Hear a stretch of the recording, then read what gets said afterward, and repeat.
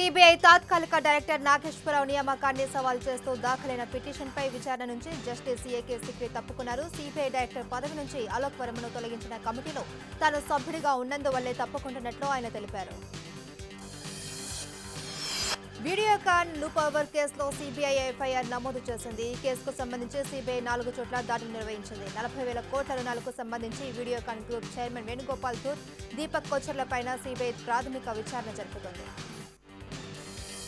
Railway శాఖ మంత్రి పీయూష్ గోయల్ కు అదనంగా ఆర్థిక శాఖ బాధ్యతలను అప్పగించారు. ఆర్థిక మంత్రి అరుణ్ జైట్లీ అనారోగ్యంతో ఉండటంతో ఆయన శాఖను పీయూష్ గోయల్ కు అప్పగించారు. ఈ మేరకు రాష్ట్రపతి కార్యాలయం ఉత్తర్వులను జారీ చేసింది.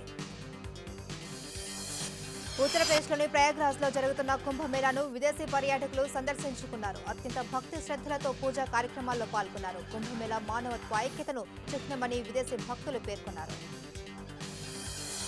గుజరాత్లోని ఖేడాలో నడుస్తున్న కారులో నుంచి మంటలు చెలరేగాయి. ఈ మంటల్లో కారు పూర్తిగా దగ్ధమైంది. ఈ ఘటన నుంచి డ్రైవర్ సురక్షితంగా బయటపడ్డాడు.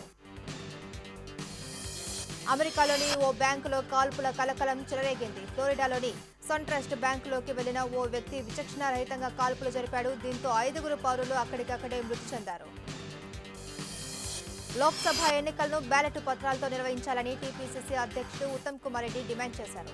ఇందిరా పార్క్ వద్ద జరిగిన ధర్నాలో పాల్గొన్న ఉత్తమ్ అసెంబ్లీ ఎన్నికల్లో పోలైన ఓట్ల వీవీప్యాట్లను కూడా లెక్కించాలని డిమాండ్ చేశారు. సాంకేతికంగా అభివృద్ధి చెందిన దేశాల్లోనే బ్యాలెట్ పేపర్ను ఉపయోగిస్తూ ఉంటే మన దేశంలో ఎందుకు ఈవీఎంలు వాడుతున్నారో చెప్పాలన్నారు సిపిఐ జాతీయ కార్యదర్శి చాడా వెంకటరెడ్డి. ఈవీఎంలపై అనుమానాలు ఉన్నాయని, ఇప్పటికైనా బ్యాలెట్ పేపర్లు ఉపయోగించాలని కోరారు. ఎలక్షన్ మిషన్ 2019 పై టెలికాన్ఫరెన్స్ నిర్వహించిన సీఎం చంద్రబాబు జాతీయ స్థాయిలో బీజేపీకి వ్యతిరేకంగా పోరాటం చేస్తున్నామని తెలిపారు. ఇక ఏపీలో కాంగ్రెస్ ఒంటరి పోరు ప్రకటనపై స్పందించిన సీఎం వివిధ రాష్ట్రాలలో అక్కడి పరిస్థితులను బట్టి ఎన్నికల్లో పోటీ ఉంటుందని అన్నారు. భారత అంతరిక్ష ప్రయోగ సంస్థ ఇస్రో మరో ప్రయోగానికి సిద్ధమైంది. నెల్లూరు జిల్లా శ్రీహరికోట వేదికగా ఇవాళ పిఎస్ఎల్వి C-44 రాకెట్ను నింగిలోకి పంపించనున్నారు శాస్త్రవేత్తలు.